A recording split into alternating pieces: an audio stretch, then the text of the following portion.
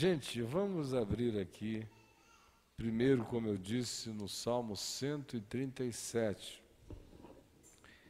porque conquanto a numeração desses salmos seja o 37 venha depois do 133 e do 126, mas, na realidade, a sequência histórica deles, a cronologia histórica dos fatos aos quais eles fazem alusão é diferente. Então, na cronologia histórica, primeiro vem o 137, porque no século VI, no meio do século VI antes de Cristo, o povo de Judá, o povo mais precisamente de Jerusalém, o povo da Judéia, porque o reino norte de Israel já tinha sido levado para cativeiro antes, e esse reino norte de Israel tinha sua capital na Samaria, daí surgirem os samaritanos, mas foi só na metade do século VI que Jerusalém caiu e o reino sul de Israel, chamado o reino dos judeus, foi levado para a Babilônia pelo rei Nabucodonosor. E é algo que acontece por causa de desobediência renitente ao ensino e ao apelo e à exortação que os profetas vinham fazendo há anos e anos. Profetas como esses que nós estamos habituados a ler, como Isaías, como Jeremias, como Ezequiel, numa certa fase da sua profecia, depois o resto da profecia dele, a profecia escrita dele na sua totalidade praticamente, foi produzida no cativeiro, porque ele foi levado para cativeiro. De modo que Isaías e Jeremias, especialmente, mais do que quaisquer outros profetas, são aqueles que bradam e gritam e advertem quanto ao fato de que, por aquela existência individual e coletiva que o povo judeu vivia, eles iriam ser levados para o cativeiro em Babilônia. Não porque fosse inevitável. Os profetas diziam que o cativeiro era evitável. Não é porque uma obsessão de Nabucodonosor fosse inevitavelmente acontecer e um poder tão maior viesse a subjugar um poder tão menor. Porque outros povos pequenos foram poupados pelo rei de Babilônia, por Nabucodonosor, e Israel não foi. Explicitamente os profetas diziam que era por causa da idolatria que eles praticavam, adorando a toda sorte de deuses, enquanto cultuavam a Deus no templo de Jerusalém, por causa da prostituição que eles viviam do ponto de vista da promiscuidade sexual, da proliferação do adultério, gerando uma sociedade de infiéis e de adúlteros, de uma corrupção que começava nos sacerdotes no templo, ia e se estendia por todo o tecido social, o que também gerou e alimentou esse espírito de idolatria, que os profetas chamam também de prostituição espiritual, porque designava uma infidelidade de Israel na sua conjugalidade para com Deus único e eterno,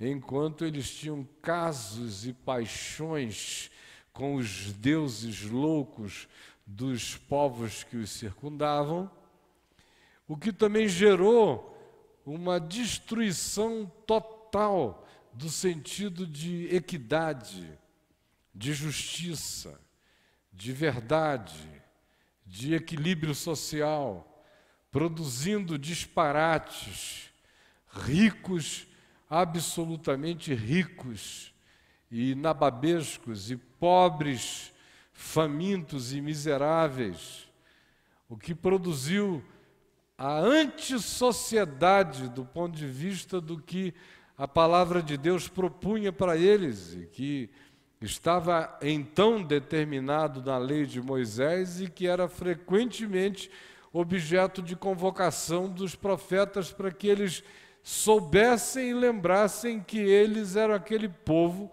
que na presença de Deus no Monte Sinai tinham dito: nós queremos ser um povo diferente de todos os outros povos da terra, um povo que seja um reino de sacerdotes, um povo que seja propriedade exclusiva de Deus, um povo no meio do qual não haja pobres, nem famintos, nem discriminados, um povo onde até os marginais tenham uma cidade de refúgio, ou cidades de refúgios para que lá sejam defendidos, um povo onde prevaleça a justiça e a verdade e a equidade nos nossos vínculos diversos. Esse era o pacto que eles fizeram com Deus, porque esse era o sentido da lei e dos profetas.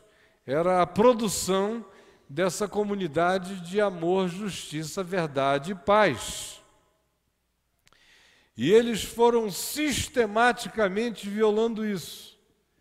E é por essas violações que vieram inúmeras advertências de profetas que nós conhecemos e de profetas anônimos, que durante o dia inteiro, por anos e décadas, disseram: se vocês continuarem assim, se nós continuarmos assim, é inevitável que a tragédia nos abata de maneira implacável. E até mesmo esses profetas, por assim falarem e por assim denunciarem, foram considerados traidores do povo, e traidores da nação e das autoridades. Foram considerados subversivos, marginais. Foram interpretados como figuras que lutavam contra a continuidade do status quo, do establishment. E alguns sofreram penalidades horríveis por falarem em nome de Deus contra a maldade que se coletivizava dia após dia, década após década, até que chegou o dia da calamidade. E Nabucodonosor não teve pena.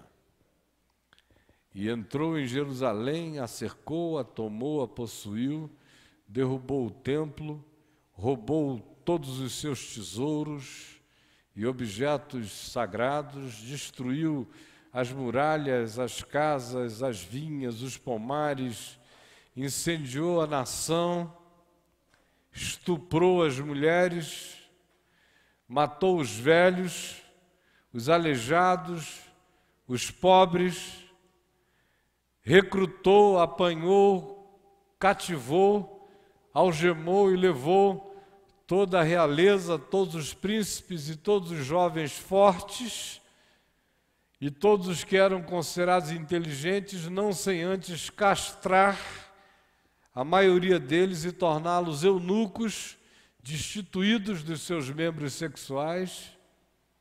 As mulheres jovens, as virgens, foram usadas como escravas sexuais e levadas a serviço dos prazeres hedônicos dos babilônios. E eles deixaram para trás apenas um restolho humano que eles julgavam que não tinha poder para refazer nada e que dava trabalho demais para ser conduzido, era um peso morto. E é esse lixo humano, assim considerado, que eles deixam ficar para trás.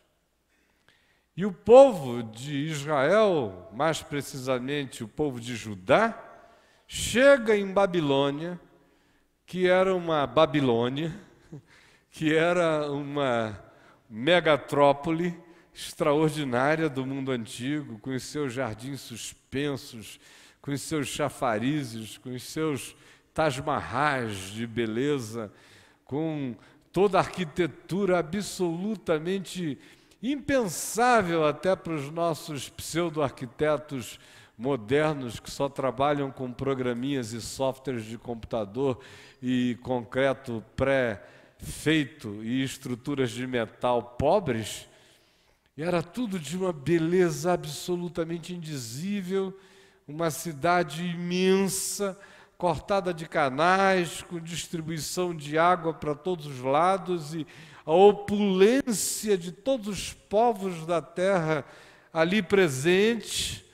E eles chegam espavoridos diante daquela grandeza, sem identidade, sem nome, sem raízes, todos eles órfãos, e os que tinham filhos, muitos deles desfilhados.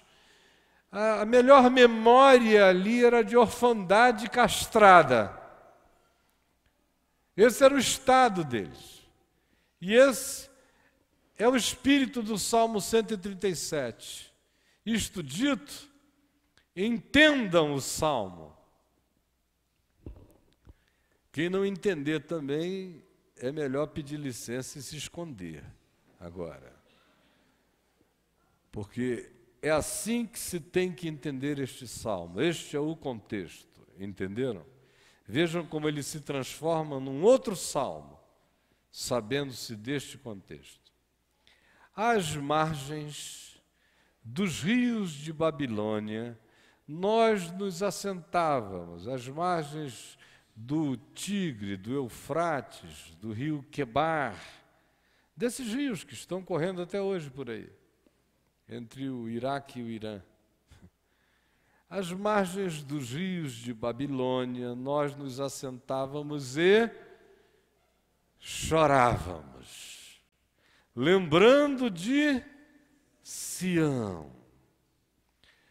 Nos salgueiros que lá havia, os chorões, aquelas plantas bonitas, chorões e mais chorões, nos salgueiros que lá havia, pendurávamos as nossas harpas.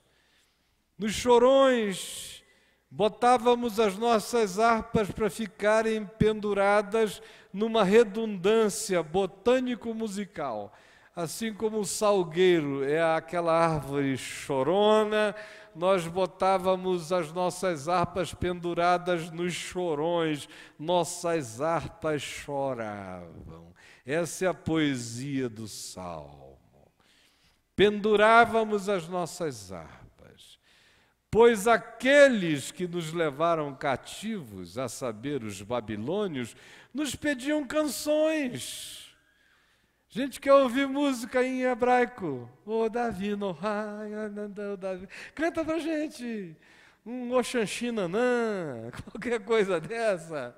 Dancem e cantem para nós. Vamos lá, minha gente. Alegria, alegria. E eles com as suas harpas penduradas nos chorões, castrados, desfilhados, órfãos, arruinados.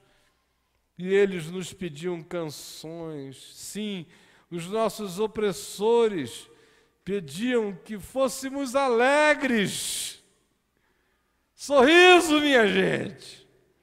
Dizendo: entoai-nos alguns dos cânticos que vocês cantavam nas festas de vocês, lá em Sião, nos carnavais de Sião. Como, porém, haveríamos de cantar e entoar o cântico do Senhor em terra estranha, se no tempo em que eles moravam na própria terra deles, eles já não cantavam o cântico do Senhor, eles estavam cantando há muito tempo cânticos a deuses estranhos? Aqui, de repente, como só ia acontecer com aqueles que decidem viver contra a vontade de Deus, contra o mandamento de Deus, contra a palavra de Deus, contra a revelação de Deus, e que acham que é possível plantar espinheiros e colher uvas, e que ouvem a palavra divina advertindo-os de que conforme a sua semeadura será a sua colheita, algum tempo depois de terem colhido exatamente o que plantaram e não sem advertência, surge no meio do cativeiro, no meio dessa situação de angústia e de aflição, uma devoção autovitimada, que se toma de arroubos, que se deixa possuir de intensidades que até há pouco tempo atrás eles repudiavam, quando, em nome de Deus, alguns os chamavam justamente a que vivessem com o compromisso da visceralidade para com Deus, e eles não queriam, mas agora, oprimidos, feitos órfãos, desfilhados, desmembrados, com perda da sua própria identidade, oprimidos, tiranizados, movidos por autopiedade, esquecediça tal autopiedade, eles dizem: como, porém, haveríamos de cantar o canto do Senhor em terra estranha? Se na sua própria terra, estimulados pela palavra de Deus, eles preferiram entoar canções contra o louvor a Deus. E aí surge essa outra afirmação, que se fosse feita por um povo que estivesse vindo de um caminho de fidelidade, de amor, de obediência, de compromisso, de sinceridade para com Deus, para com a vida, para com o próximo, seria absolutamente maravilhosa, mas é justamente o povo que sobreviveu à sua própria desobediência, recalcitrância, maldade e indiferença, que agora, acossados pela agonia, e experimentando o que se lhes dissera que sobre eles viria, subitamente esquecidos de tudo o que eles, tendo feito, produziu o que agora sobre eles estava, dizem como se fossem vítimas da maldade: se eu de ti me esquecer, ó Jerusalém, que se resseque a minha mão direita, que se apegue a minha língua ao paladar, se não me lembrar de ti, se não preferir eu a Jerusalém antes do que a minha maior alegria. Daí até hoje os judeus, no casamento deles, dizerem esses versos, porque o casamento supostamente é o momento da maior alegria, por isso eles pegam aquela taça com vinho e a colocam ali no chão, ou sem vinho, com o pano em cima, e o homem diz isso: se eu me esquecer de ti, ó Jerusalém, que a língua se me apegue ao paladar, que se seque a minha mão direita, se eu esquecer de ti, Jerusalém, se eu não preferir a ti acima e antes da minha maior alegria, que é esse momento conjugal, aí ele, pá, quebra aquilo ali. Bonito, poético, mas hipócrita. Pois diziam, eles prosseguem, agora com raiva dos babilônios: olha como a desobediência levada para o cativeiro e que sofre as coisas que eles sofreram, de repente inventa na terra do cativeiro a devoção do ódio, da autopiedade. Primeiro da autopiedade: penduramos as nossas harpas nos chorões. Nos pediam canções que não podíamos cantar em terra estranha, quando na sua própria terra se tornaram estranhos para com o Senhor. E agora, não tendo outra alternativa, dizem: jamais me esquecerei de ti, Jerusalém, que se resseque a minha mão direita, quando com as duas mãos na terra deles, eles ressecaram as suas mãos para o bem, e não praticaram. Que se apegue a minha língua ao paladar, quando eles, em sua própria terra, com toda a graça de Deus que lhes estava disponível, preferiram que a língua deles repudiasse o gosto da vontade de Deus. E não preferiram a Jerusalém, antes preferiram a sua orgia, o hedonismo e aos seus caprichos. Mas agora, na terra do cativeiro, a autopiedade revoltada, o sentido de autocomiseração, a tristeza produz essa piedade poeticamente irrealista. E que vem eivada agora também de um espírito de raiva, porque no final do verso 7 eles dizem: arrasai, arrasai-a até aos fundamentos, eles diziam, de Jerusalém, filha de Babilônia, que hás de ser destruída. Feliz aquele que te der o pago, olha a vingança deles, do mal que nos fizeste. Feliz aquele que pegar os teus filhos e esmagá-los contra